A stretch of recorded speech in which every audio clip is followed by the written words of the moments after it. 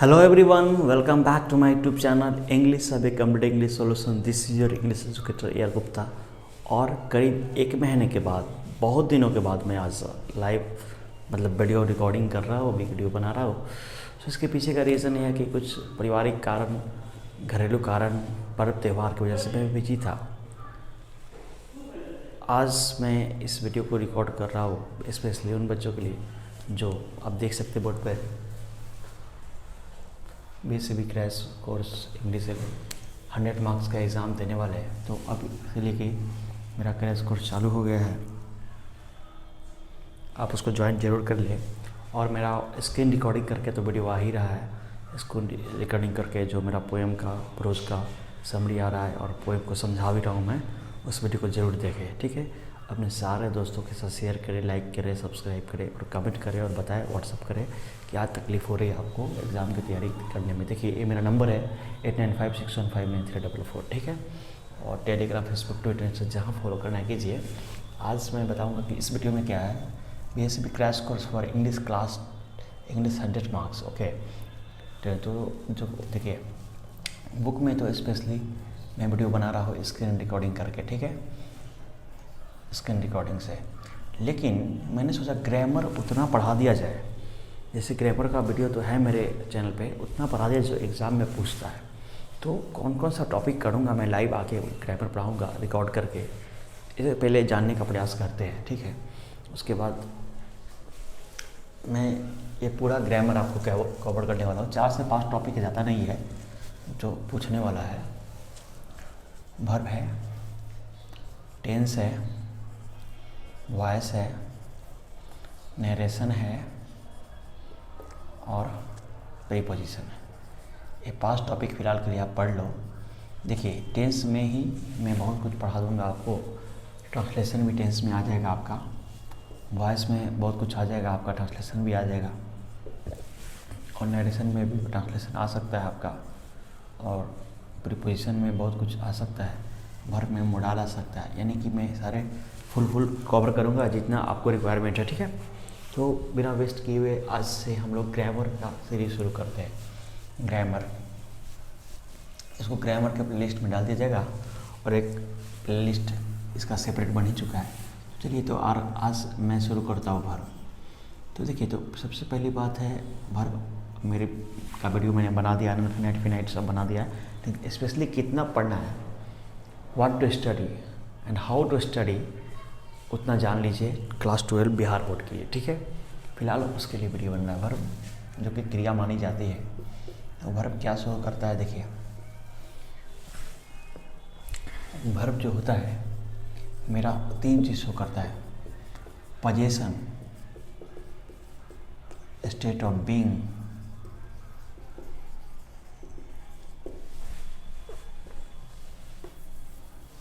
Action. Position, state of being, action, ठीक है। देखिए इसको मैं डिफिनेशन नहीं लिखा रहा हूँ, मैं एग्जांपल के थ्रू समझाऊंगा। देखिए समझने का प्रयास करेंगे।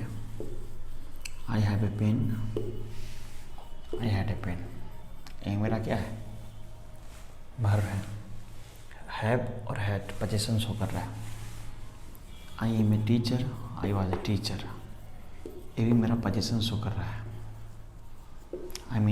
स्टेट ऑफ बीइंग शो कर रहा है। I am playing, teaching, what ever it is, आपको जो कहना है सो कहिए। तो ये मेरा एक्शन शो कर रहा है। Action, state of being, position, ठीक है। Action, state of being, position.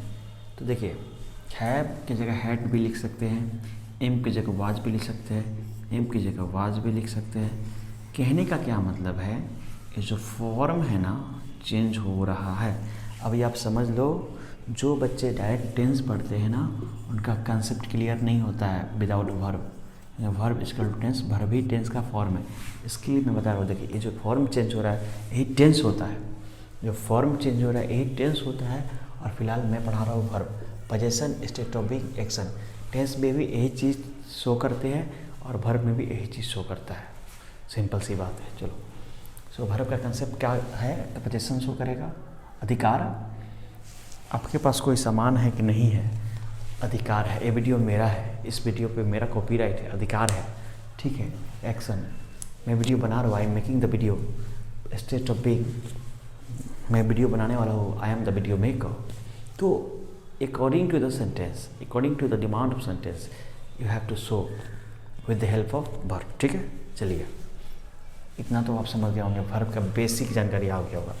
अब वर्ब के टाइप में क्या क्या एग्जाम में पूछने वाला है और कैसे कैसे स्टडी करेंगे इसका भी हम लोग जायज़ा ले लेते हैं, ठीक है।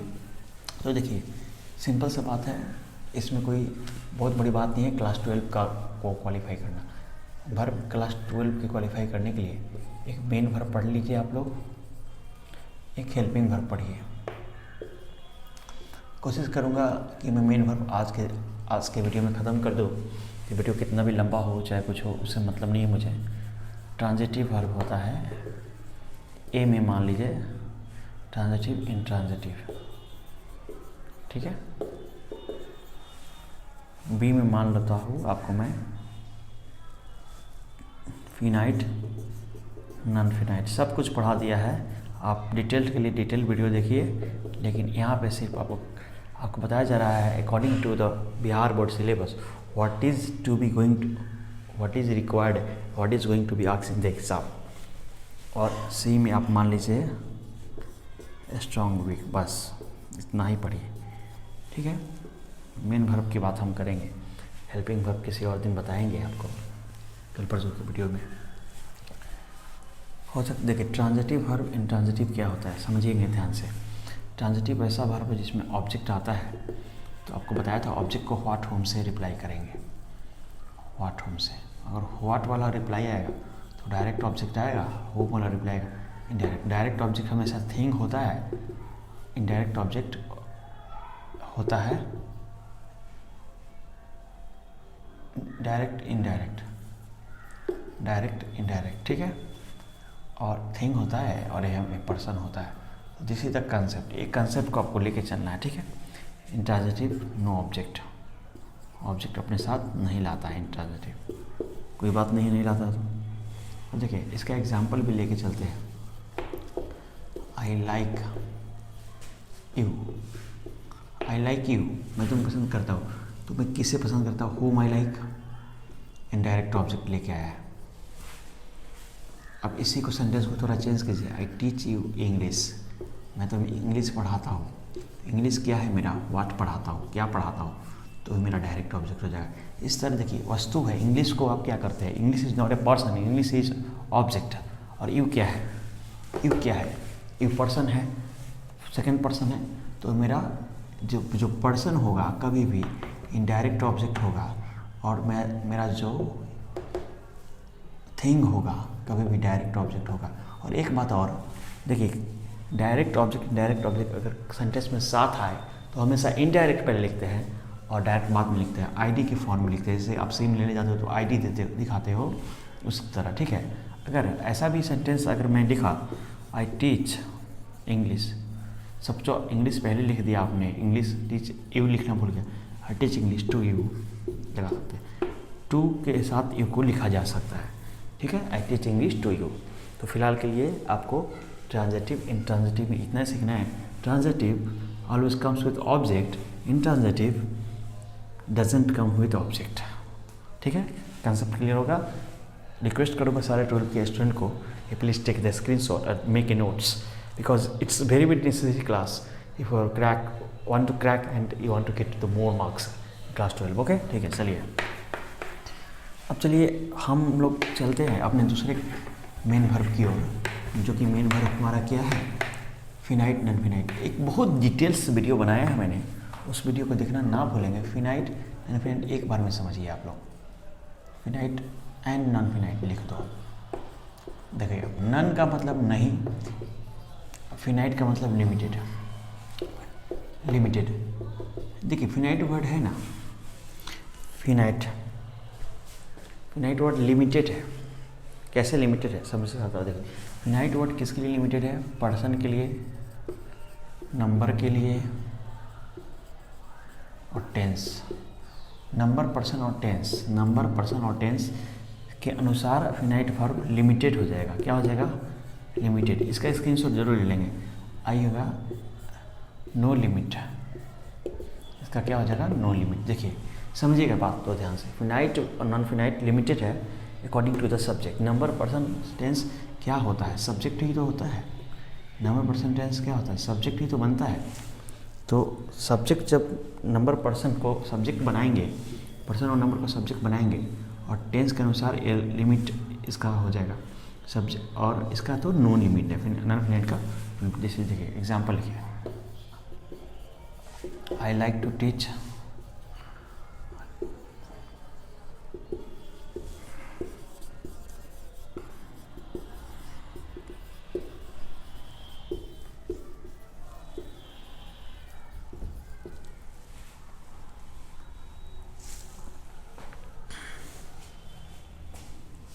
देखिए आई लाइक, सॉरी देखिए सॉरी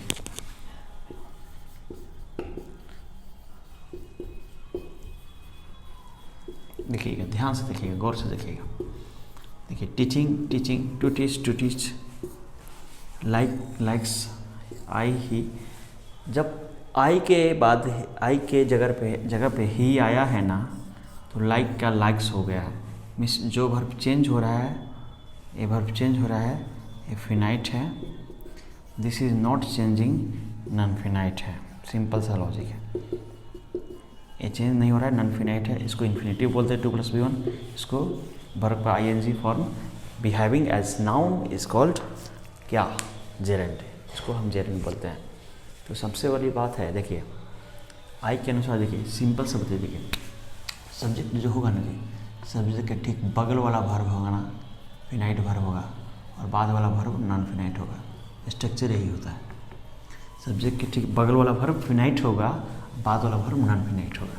तो आपको आ रहा होगा समझ में। देखिए फिनाइट, नॉन फिनाइट, चेंज होने वाला वर्ब फिनाइट, जो चेंज नहीं होगा उसको क्या बोलेंगे हम? नॉन फिनाइट पढ़ाएंगे। क्या बोलेंगे उसको? नॉन फिनाइट बोलेंगे। तो आई थिंक आपने स्क्रीनशॉट लिया होगा अच्छे से। ठीक है, चलिए स्क्रीनशॉट ले लिए। तो अभी हम देखिए यहाँ आप देख सकते हैं सेटअप, मेरा बोर्ड चेंज हो गया, बहुत अच्छा सेटअप हो गया है। आप लोग वीडियो पर रेगुलर मिलेगा, टेंशन मत लो। स्ट्रॉन्ग वीक पे आते हैं, ठीक है। सॉरी, इसके पहले मैं एक कंसेप्ट सिखा दूँ आपको थोड़ा सा। नॉन फिनाइट के 2 पार्ट, एक तो 3 पार्ट होते हैं, लेकिन इन्फिनेटिव जेरेंड पार्टिसिपल से मतलब नहीं। अभी इन्फिनेटिव पढ़ लो आप, वो भी ट्रांसलेशन के लिए पढ़ लो, कोई ज़्यादा नहीं इसमें करना है। जेरेंड का पढ़ लो। देखिए इन्फिनेटिव जेरेंड क्या होते हैं? कॉम्प्लीमेंट होते हैं, एक दूसरे के कॉम्प्लीमेंट होते हैं, एक दूसरे के पूरक होते हैं। यानी इन्फिनेटिव आएगा तो जेरेंड नहीं, जेरेंड आएगा तो इन्फिनेटिव नहीं, ठीक है। तो इन्फिनेटिव मतलब आपको बता ही दिया है 2+B1, और जेरेंड मीन्स होता है वर्ब का ING फॉर्म यानी कि V4।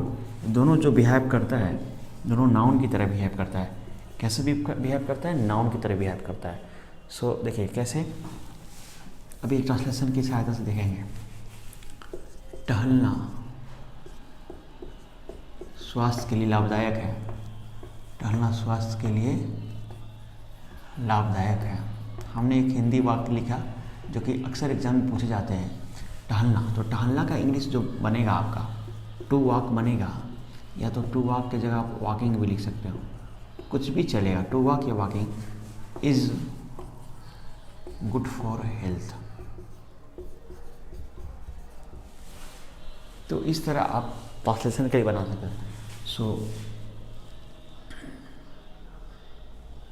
मुझे रोज़ सुबह उठना पसंद है।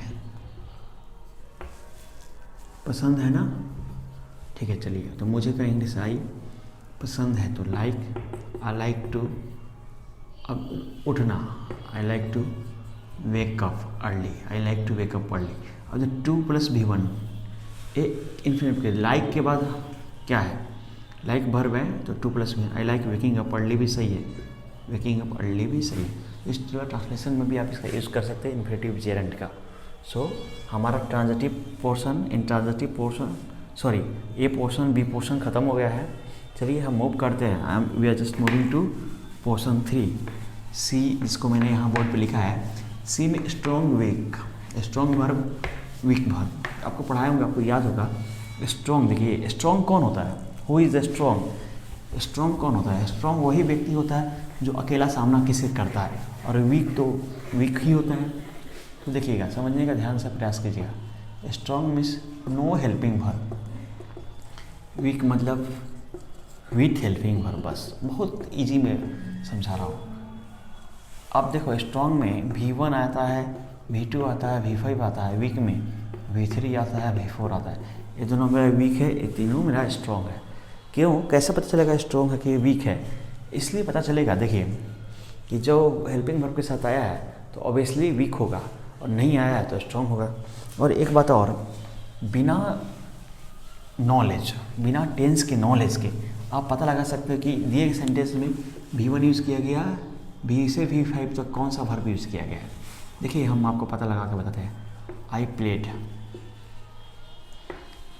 मान लीजिए यहाँ पे आपको पता नहीं है कि V1 है, V2 है, V3 है, V4, V5 है। तो बहुत ही मज़ेदार कंसेप्ट बता रहा हूँ, बस वीडियो के अंत तक बने रहिए, आप देखते रहिए वीडियो, समझिए। तो देखिए, V1 जो होता है ना, वर्ब का फॉर्म होता है, ऐसे मत लिखो आप, ऐसे लिखो। देखो, V1, V2, V3, फिर एक कंसेप्ट याद रखना, हमेशा के लिए एक कंसेप्ट है।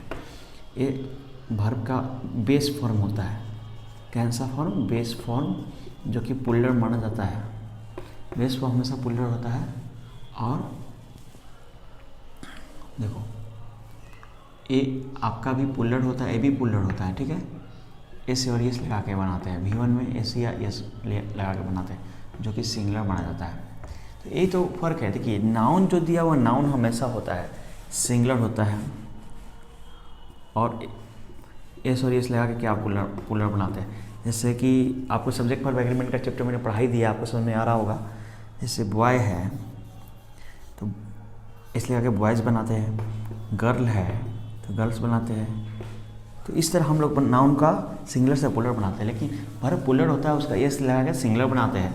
और V2 पास्ट होता है, V3 परफेक्ट होता है, पार्टिसिपल भी होता है लेकिन परफेक्ट की जरूरत है, परफेक्ट होता है। V4 कंटिन्यूस होता है। यही कारण है कि सारे V4 में यही लगता है, सारे कंटिन्यूस टेंस में V4 लगता है, सारे परफेक्ट टेंस में V3 लगता है। ये आपको कुछ बेसिक चीज़ है, आपको जानना बहुत ज़्यादा जरूरी है। अब इतना लिख लिए। अब देखिए, तो एस वाला V5 होता है हमेशा, ठीक है। तो अकेले आने वाला वर्ब ये तो V1 हो सकता है, ये तो V2 हो सकता है, तो V5 हो सकता है। V5 होगा ये, कभी V5 होगा, एस नहीं लगा, नहीं होगा। अब देखिए, V1 हो सकता है क्या, ED लग गया है, पास्ट फॉर्म लग गया है, तो V1 भी नहीं हो सकता है, तो ये V2 होगा, ऑब्वियसली V2 होगा। इस तरह आप आइडेंटिफाई कर सकते हो। पास्ट में जनरली आपको क्या ED लगा होता है, इन लगा होता है, depending on the types of verb, depending on the types of verb. ये कोई फिक्स नहीं कि वही लगा होगा। इसको तो आपको, जैसे आप रट्टा बोलते हो ना, रट्टा मारना, उसको आपको मगअप करना पड़ेगा। इंग्लिश में ये मगअप, रट्टा मारना को मगअप याद करना बोलते हैं, उसको याद करना पड़ेगा। बिना याद के कोई इसका ये नहीं है। देखिए, एक बार फिर से वीडियो को रिपीट करता हूँ मैं कि अभी देखिए, आज से शुरू हुआ है क्लास 12 का क्रैश कोर्स, जो कि ग्रामर का है, ना कि बुक का तो इसकी रिकॉर्डिंग करके आपको मिल ही रहा है ना। जो समरी है या जो आपका प्रोज का, मैं प्रोज तो नहीं, पोइट्री का समझा रहा हूँ, सब स्क्रीन रिकॉर्डिंग सब 10 दिसंबर तक होते सब मिल जाएगा। घबराने की बिल्कुल ज़रूरत नहीं है, ठीक है। वर्ब 1 से वर्ब 5 तक। देखिए, वर्ब 2 कैटेगरी में मैंने भरा, main verb, helping verb. Main verb को समाप्त भी कर दिया आज मैंने। ट्रांजिटिव ऑब्जेक्ट लेता है, इंट्रांजिटिव ऑब्जेक्ट नहीं लेता है। फिनाइट चेंज होता है, नॉन फिनाइट चेंज नहीं होता है। और जेनरल पार्टिसिपल उसमें ऐसा पढ़ना है, ट्रांसलेशन का प्रैक्टिस करना है। स्ट्रॉन्ग हेल्पिंग वर्ब के बिना आता है, वीक हेल्पिंग वर्ब के साथ आता है। इस वीडियो में अगर कोई प्रॉब्लम है आपको तो व्हाट्सअप नंबर है, ठीक है। कहाँ है मेरा व्हाट्सअप नंबर? तो व्हाट्सअप करो, कॉल करो, कोई प्रॉब्लम है तो, ठीक है। वीडियो को पूरा देख लीजिए, 2 बार 3 बार देख लीजिए। कुछ प्रॉब्लम तो व्हाट्सअप करो, कॉल करो, लेकिन तैयारी अच्छे से करो, ठीक है। अगले बार हेल्पिंग वर्ब की कहानी शुरू की जाएगी, ठीक है। अभी थोड़ा जल्दी भी हूँ, कहीं मुझे जाना है, इसलिए अभी माफ़ कीजिएगा। 1-1 घंटा का वीडियो मिल जाएगा आपको, टेंशन नहीं लीजिए उसके लिए। और मैं एक बात बता रहा हूँ, ठीक है, चैनल को सब्सक्राइब करना ना भूलेंगे, और वीडियो हमेशा देखेंगे तो पूरा देखेंगे, और दोस्तों के साथ शेयर कीजिए, लाइक कमेंट सब्सक्राइब कीजिए। क्लास 12 के बच्चों को तो आंधी की तरह जोड़िए मेरे चैनल से। थोड़ा मैं अपसेट था तो वीडियो नहीं बना रहा था, लेकिन आपसे रेगुलर वीडियो बनेगा। चलिए, thanks for watching, till the time, bye bye, take care, see you next time, next video very soon.